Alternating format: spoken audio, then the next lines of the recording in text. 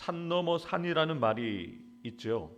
야곱은 라반이라는 산을 넘어섰지만 자신의 고향 가나안에 가까워지자 지난 20년 동안 잠시 잊고 있었지만 여전히 그가 넘어가야 할 가장 높은 산과 같은 에서가 기다리고 있었습니다. 에서와의 재해를 앞두고 자신에게 어떠한 일이 일어날지 전혀 예상할 수 없었기 때문에 형에 대한 두려움, 그리고 앞으로 일어날 일에 대한 두려운 마음으로 가득한 상태로 야곱이 있었음을 본문은 이야기를 합니다. 그런데 이렇게 두려움 가운데 있던 야곱을 하나님께서 찾아오신 것이죠. 야곱이 길을 가는데 하나님의 사자들이 그를 만난지라. 야곱이 그를 볼 때에 이르기를 이는 하나님의 군대라 하고 그 땅 이름을 마한나임이라 하였더라. 지금까지 하나님께서는 야곱이 인생의 위기를 만날 때마다 하나님이 먼저 찾아와 주셨고 하나님이 먼저 말씀을 주심으로 야곱을 위로하시고 야곱에게 소망을 주셨죠. 20년 전 고향을 떠날 때도 하나님은 야곱을 찾아오셨고 또 고향으로 되돌아오는 지금도 두려움에 사로잡혀 있는 야곱에게 나타나셔서 함께 하신다는 그 확신을 주고 계시는 거죠. 야곱이 하나님의 사자들을 만났지만 안타까운 것은 여전히 야곱에게 두려운 마음이 있었다는 겁니다. 하나님께서 함께 하신다는 그런 확신들을 분명히 주고 있음에도 불구하고 야곱 마음 안에 평안이 없었던 거죠. 야곱이 세일 땅 에돔 들에 있는 형 에서에게로 자기보다 앞서 사자들을 보내며 그들에게 명령하여 이르되 너희는 내 주 에서에게 이같이 말하라. 주의 종 야곱이 이같이 말하기를 내가 나반과 함께 거류하며 지금까지 머물러 있었사오며 내게 소와 나귀와 양떼와 노비가 있으므로 사람을 보내어 내 주께 알리고 내 주께 은혜를 받기를 원하나이다 하라 하였더니 아멘. 야곱이 세일 땅에 있는 자신의 형 에서에게 사자를 먼저 보냅니다.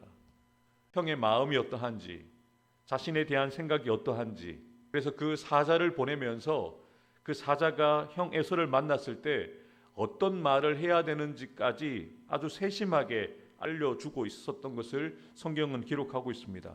그래서 형이 자신에 대해서 마음이 풀렸다라고 하면 자신의 마음이 조금 편안할 것 같아서 그렇게 사자를 보내었는데요. 야곱이 보냈던 사자들이 야곱에게 돌아와서 무엇이라고 이야기를 합니까? 사자들이 야곱에게 돌아와 이르되 우리가 주인의 형 에서에게 이른즉 그가 400명을 거느리고 주인을 만나려고 오더이다. 야곱이 심히 두렵고 답답하여 자기와 함께한 동행자와 양과 소와 낙타를 두 떼로 나누고 이르되 에서가 와서 한 떼를 치면 남은 한 떼는 피하리라 하고 아멘. 야곱이 보낸 그 사자들이 돌아와서 에서가 여전히 야곱에 대해서 어떠한 마음을 가지고 있는지는 설명하지 않고 이렇게 이야기합니다. 에서가 자신의 부하 400명을 거느리고 올라오고 있다. 지금은 400명이라는 숫자가 그렇게 크게 느껴지지 않지만 롯을 구하러 갔던 아브라함이 318명의 가신을 이끌고 군대를 쳤다는 것을 우리가 살펴보았지 않습니까? 400명이라는 부하는 적은 숫자가 아닙니다.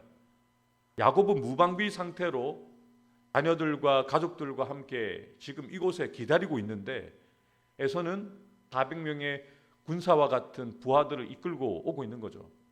야곱은 겁에 질렸다는 거죠. 즉시 그래서 자신의 일행과 가축을 두 떼로 나눕니다. 만일의 사태를 대비하는 거죠. 그리고 혹시라도 한 떼를 치면 그 다음 때는 도망을 치거나 피할 수 있도록 도망을 칠 수 있도록 안전할 수 있도록 그렇게 인간적인 방법을 써서 에서의 공격, 에서가 찾아오는 것을 대비하고 있다는 것을 성경은 밝히고 있습니다. 자신이 할 수 있는 대로 최선을 다해서 준비한 이후에 하나님께 절박한 마음으로 기도를 드립니다. 야곱이 또 이르되 내 조부 아브라함의 하나님 내 아버지 이삭의 하나님 여호와여 주께서 전에 내게 명하시기를 내 고향 내 족속에게로 돌아가라. 내가 내게 은혜를 베풀리라 하셨나이다. 나는 주께서 주의 종에게 베푸신 모든 은총과 모든 진실하심을 조금도 감당할 수 없사오나 내가 내 지팡이만 가지고 이 요단을 건넜더니 지금은 두 때나 이루었나이다. 내가 주께 간구하오니 내 형의 손에서 에서의 손에서 나를 건져내시옵소서. 내가 그를 두려워함은 그가 와서 나와 내 처자들을 칠까 겁이 나기 때문이니라. 주께서 말씀하시기를 내가 반드시 내게 은혜를 베풀어 내 씨로 바다에 셀 수 없는 모래와 같이 많게 하리라 하셨나이다. 아멘. 지금 우리 함께 읽었던 본문은 야곱이 하나님께 공식적으로 드리는 기도입니다. 20년 전 베델에서 하나님을 만나고 소원의 기도를 드렸지만 그 이후에 공식적으로 등장하는 야곱의 최초의 기도문인 거죠.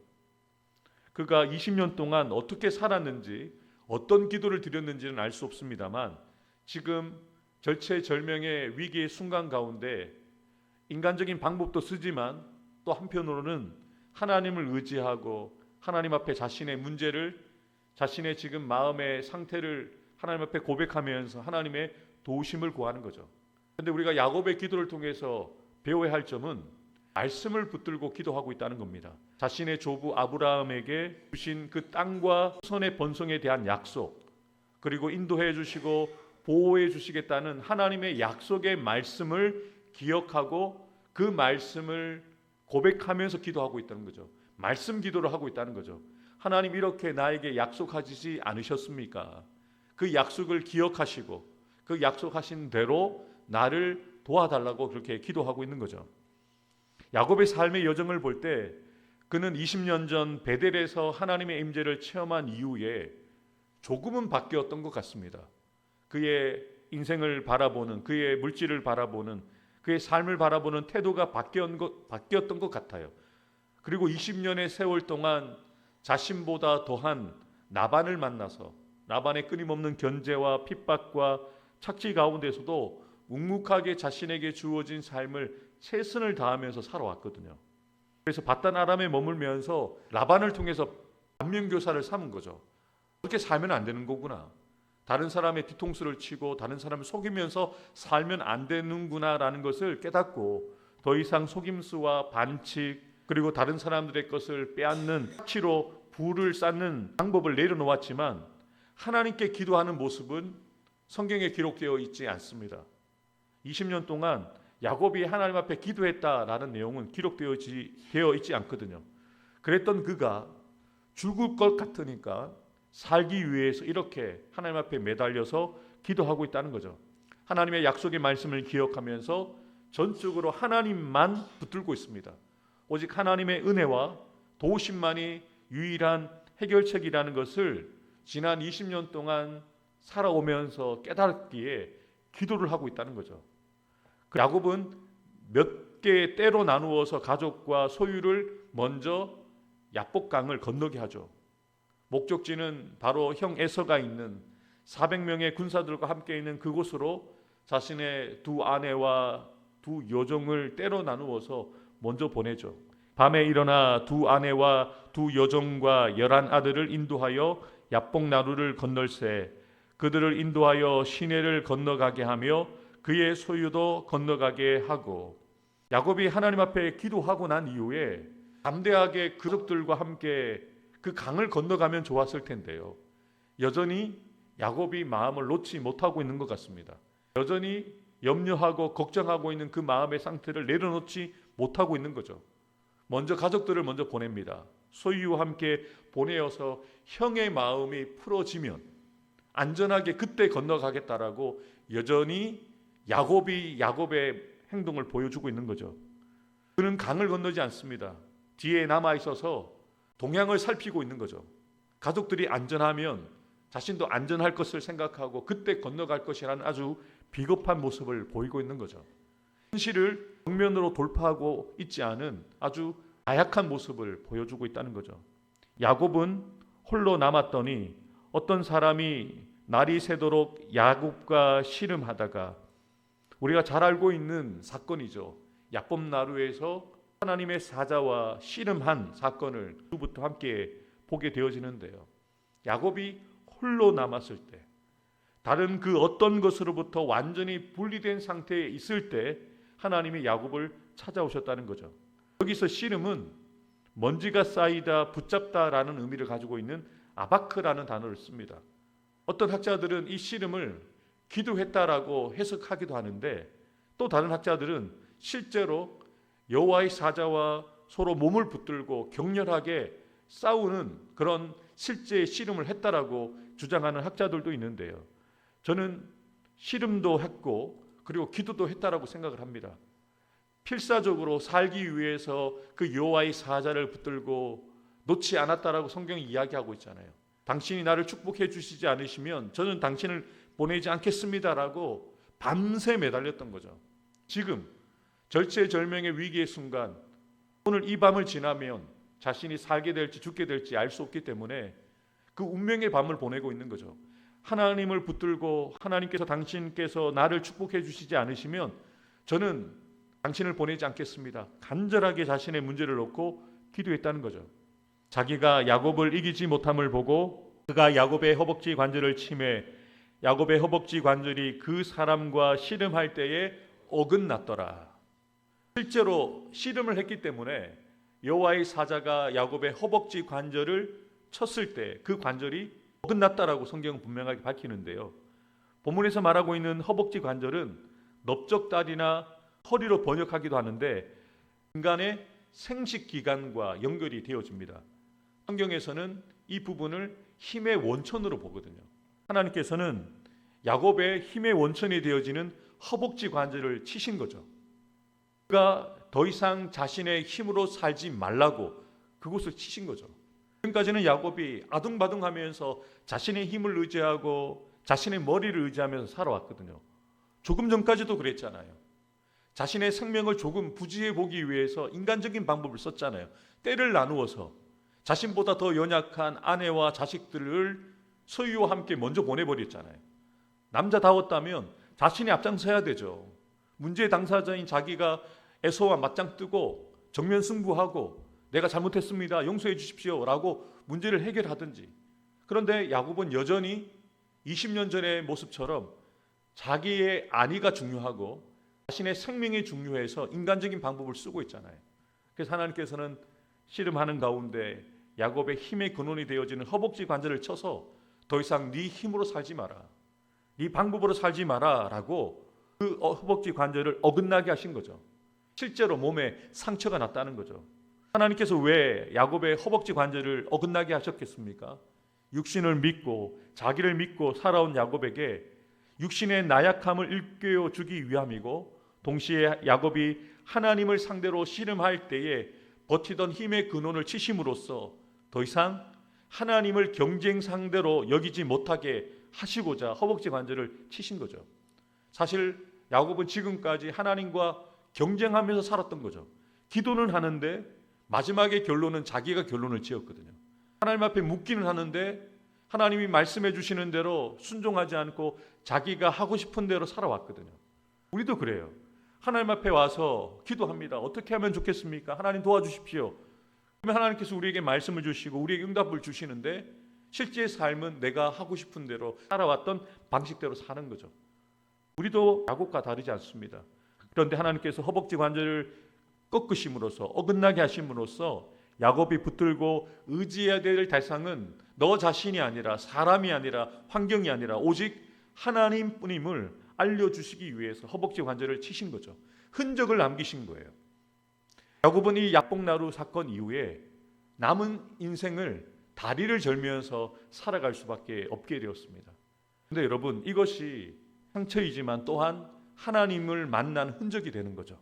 다리를 저을 때마다 한 걸음 한 걸음을 걸을 때마다 어떤 생각을 하겠습니까?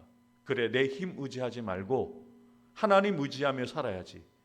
이렇게 메시지를 하나님께서 그 몸에 새기신 거죠. 그 사람이 그에게 이르되 내 이름이 무엇이냐?